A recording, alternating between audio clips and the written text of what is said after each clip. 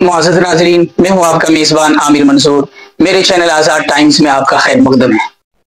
नाज़रीन, एक दिलचस्प खबर आ रही है कि एनडीए की सरकार बनने जा रही है और सबसे दिलचस्प बात यह है कि एनडीए की जो सरकार बनने जा रही है उसमें जो घटक दल हैं, यानी एनडीए की जो सहयोगी पार्टियां हैं, वो कौन कौन सी ख्वाहिशें लेकर बैठे हैं या किस किस मंत्रालय की उम्मीद लेकर के बैठे हैं, आज हम आपको ये बताएंगे। तो नाजरीन, खबर ये आ रही है कि 9 जून को एनडीए सरकार बनाने जा रही है। हम एनडीए इसलिए कह रहे हैं कि इस मर्तबा मोदी सरकार नहीं बन रही है, बल्कि एनडीए की सरकार बन रही है और प्रधानमंत्री इस मर्तबा बार बार मोदी सरकार का नारा नहीं लगा रही है, बल्कि एनडीए सरकार का नारा लगा रही है। तो नाज़रीन, जैसा कि हम जानते हैं कि इस मर्तबा का जो रिजल्ट आया है वो निहायत ही दिलचस्प रिजल्ट आया है। यानी इससे पहले 2014 और 2019 में जो सरकार बनी मोदी सरकार, उसमें बीजेपी को बहुमत थी, यानी बीजेपी बगैर अपने सहयोगी के सरकार बना सकती थी। इस ताकत और इस मेजोरिटी के साथ जो सीट ले आई थी। लेकिन इस मर्तबा का सिचुएशन बिल्कुल अलग है। यानी कि अगर मोदी जी को अपनी तीसरी मर्तबा सरकार बनानी है तो अपने सहयोगी पार्टियों का समर्थन लेना पड़ेगा। बगैर उनके समर्थन के मोदी जी सरकार नहीं बना सकते हैं। हाँ, मोदी जी की पार्टी यानी बीजेपी 240 सीट लेकर सबसे बड़ी पार्टी बनकर उभरी तो है, लेकिन 272 का जो जादुई आंकड़ा है उसको पार नहीं कर पाई है। इसलिए अब मोदी जी को तीसरी मर्तबा सरकार बनाने के लिए अपने सहयोगी का समर्थन लेना पड़ेगा। यानी मोदी जी के 240 सीट हैं और उनके सहयोगी या एनडीए गठबंधन जो कह लीजिए, जो उनके साथ इलेक्शन लड़े हैं, उनकी 53 सीट है। 240 और 53 सीट को मिलाकर वो अपनी सरकार बना सकते हैं, बहुमत साबित कर सकते हैं। बगैर उनके वो सरकार नहीं बना सकते। लेकिन इन्हीं में सबसे इंटरेस्टिंग बात जो निकल के खबरों की सुर्खियां बन रही है कि एनडीए के 2 सबसे बड़े सहयोगी यानी टीडीपी और जेडीयू कौन कौन से मंत्रालय का डिमांड कर रही है। इस मंत्रालय को जेडीयू और टीडीपी अपने साथ रखने की शर्त पर मोदी जी को समर्थन दे रहे हैं। तो मोदी जी को इन लोगों ने कहा है कि सरकार आप बनाइए, प्रधानमंत्री का पद आप ले लीजिए, लेकिन गृह मंत्रालय टीडीपी अपने पास रखना चाहती है। आप तो जानते ही हैं कि गृह मंत्रालय की क्या अहमियत है। यानी गृह मंत्रालय के अंदर तमाम हिंदुस्तान के तमाम स्टेट की पुलिस ऑफिसर का कंट्रोल गृह मंत्रालय के पास ही रहता है।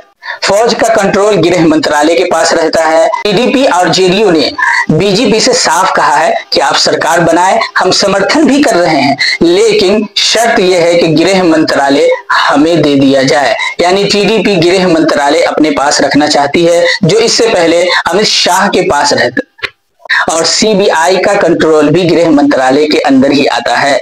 इसी तरीके से जेडीयू फाइनेंस मिनिस्ट्री चाह रही है। अब जानते हैं कि फाइनेंस मिनिस्टर की अहमियत क्या है।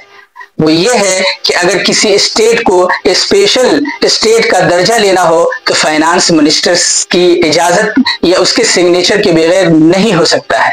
और हिंदुस्तान के 22% जीडीपी का जो बजट है वो भी फाइनेंस मिनिस्टर के ही हाथ में होता है। चंद्रबाबू नायडू और नीतीश कुमार ये दोनों ये चाहते हैं कि गृह मंत्रालय टीडीपी के ही पास जाए और फाइनेंस मिनिस्ट्री नीतीश बाबू के पास आ जाए। उससे क्या फर्क पड़ेगा, आप ये जान लीजिए कि गृह मंत्रालय के अंदर ही सीबीआई आती है। और अगर सरकार बना देते हैं नीतीश कुमार अपना समर्थन देकर, तो हो सकता है कि मोदी जी सरकार बना ले। उसके बाद सरकार बनने के बाद जब गृह मंत्रालय बीजेपी के पास खुद ही रहेगा, तो वो सीबीआई का इस्तेमाल करके मेंबर ऑफ पार्लियामेंट पर सीबीआई का छापा करवा कर नीतीश कुमार या चंद्रबाबू नायडू की पार्टी को तोड़ दे और बहुमत में आ जाए। इसलिए चंद्रबाबू नायडू और नीतीश कुमार ये दोनों ये चाहते हैं कि गृह मंत्रालय इन दोनों में से किसी एक के पास जाए, ना कि बीजेपी के पास। और इसी तरीके से फाइनेंस मिनिस्ट्री जो है वो जेडीयू खुद रखना चाहती है। उसकी वजह भी यही है कि कहीं ईडी का इस्तेमाल करके मोदी जी उनकी पार्टी को तोड़ दे। तो ये दोनों मंत्रालय लेकर ये दोनों सेफ होना चाहते हैं। दूसरी बात यह है कि चंद्रबाबू नायडू पर कौशल विकास निगम घोटाले का केस भी चल रहा है, जो सीबीआई के अंदर आता है, यानी गृह मंत्रालय के अंदर आता है। इसलिए चंद्रबाबू नायडू गृह मंत्रालय अपने पास रखकर सेफ होना चाहते हैं।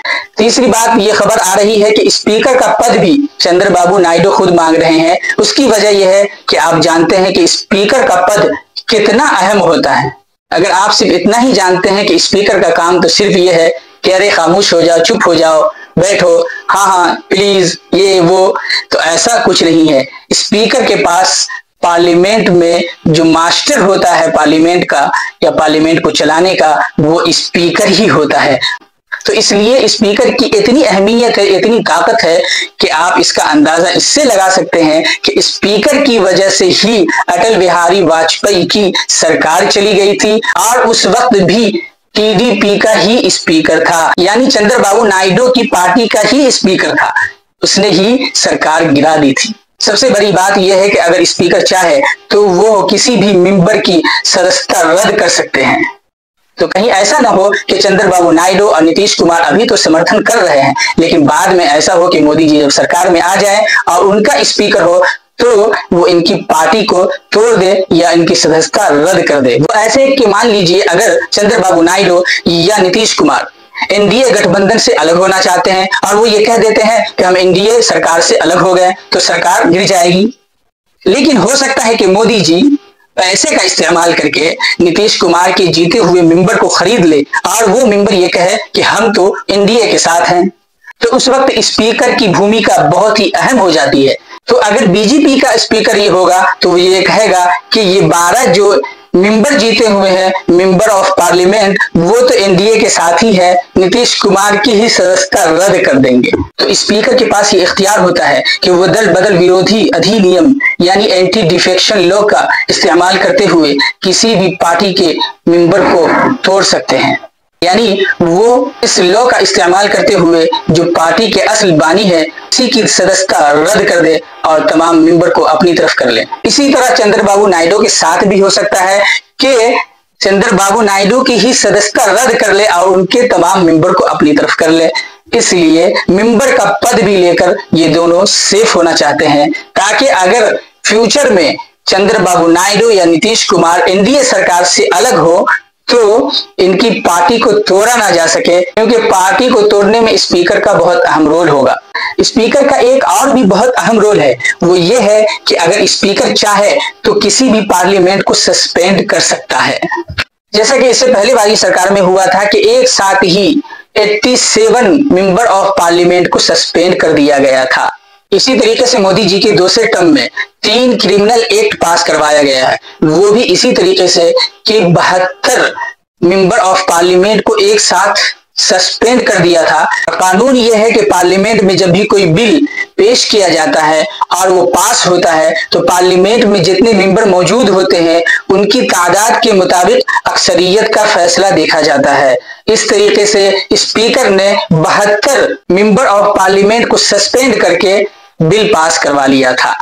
और आखिरी बात, जो स्पीकर की सबसे अहम भूमिका है वो ये है कि अटल बिहारी वाजपेयी जी की सरकार को सिर्फ एक वोट से स्पीकर ने गिरा दिया था, और वो भी टीडीपी का यानी चंद्रबाबू नायडू की पार्टी का ही स्पीकर था जिसने अटल बिहारी वाजपेयी की सरकार गिरा दी थी। वो ऐसे हुआ था कि कानून ये है कि अगर आपकी गठबंधन की सरकार है और कोई आपका सहयोगी दल अलग होता है तो अपोजिशन को यह हक है कि वो स्पीकर से डिमांड करे कि पार्लियामेंट में जो मौजूदा सरकार है उसको फ्लो टेस्ट के बारे में कहा जाए, यानी वो पार्लियामेंट में अपनी अक्सरियत साबित करे कि हमारे साथ इतने मेंबर हैं, यानी 272 का जो आंकड़ा है उसको हम छू रहे हैं, इसलिए हमारी सरकार चलती रहने देनी चाहिए। तो ये स्पीकर के ऊपर है कि क्या वो फ्लो टेस्ट करवाना चाहते हैं या बहुमत साबित करने के लिए मौजूदा सरकार को कहते हैं या नहीं।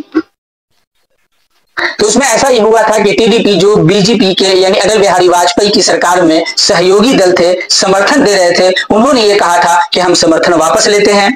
अपोजिशन ने ये डिमांड किया था स्पीकर से जो टीडीपी का यानी चंद्रबाबू नायडू की पार्टी का था कि आप फ्लो टेस्ट करवाएं, अक्सरियत साबित करने के लिए मौजूदा सरकार को कहें यानी अटल जी को कहें। और जब फ्लो टेस्ट हुआ, अक्सरियत साबित करने की बारी आई पार्लियामेंट में, तो सिर्फ एक मेंबर की वजह से सरकार गिरा दी। वो हुआ ये कि जब अटल बिहारी वाजपेयी जी पार्लियामेंट में अक्सरियत साबित करने गए और अक्सरियत साबित हो भी जाती तो उस वक्त के स्पीकर जो टीडीपी के ही थे यानी चंद्रबाबू नायडू की पार्टी के ही स्पीकर थे, जिनका नाम था बाल योगी, उन्होंने चुपके से एक पर्ची अपने जनरल सेक्रेटरी एस गोपालन की तरफ बढ़ाया। उसी पर्ची में सारा खेल हो गया। वो ऐसे कि इस गोपालन से कहा कि गिरधे गोमान को कहो कि आकर वोट कर दे। गिरधे गोमान कांग्रेस के सांसद थे और वो फरवरी में उड़ीसा के मुख्यमंत्री बन गए थे। यानी वहां इलेक्शन हुआ था, उन्होंने इलेक्शन लड़ा और कांग्रेस ने उनको उड़ीसा का मुख्यमंत्री बना दिया, लेकिन उन्होंने पार्लियामेंट के सदस्यता से रिजाइन नहीं दिया था। बाल योगी को ये बात पता थी, उन्होंने उसको इजाजत दे दी और स्पीकर ने अपनी ताकत का इस्तेमाल करते हुए उसको इजाजत दे दी और कांग्रेस के वो सांसद आकर वोट कर दिए और इस तरीके से एक वोट से अटल बिहारी वाजपेयी जी की सरकार गिर गई। तो नाजरीन, किस तरीके से और किस चालाकी के साथ चंद्रबाबू नायडू और जेडीयू यानी नीतीश जी, जिनका हाल आप तो जानते ही हैं कि आयो राम गयो राम, यानी कब किधर जाए कुछ पता नहीं है। तो इस तरीके से गृह मंत्रालय, फाइनेंस मिनिस्ट्री और स्पीकर का पद लेकर ये लोग अपने आप को सेफ होना चाहते हैं, जिससे पता ये चलता है कि ये लोग कायदे के साथ आने से पहले जाने की तैयारी करके आए हैं। आज के लिए हमें इजाजत दीजिए। अगली खबर के लिए हमारे चैनल को लाइक, शेयर और सब्सक्राइब जरूर कीजिए।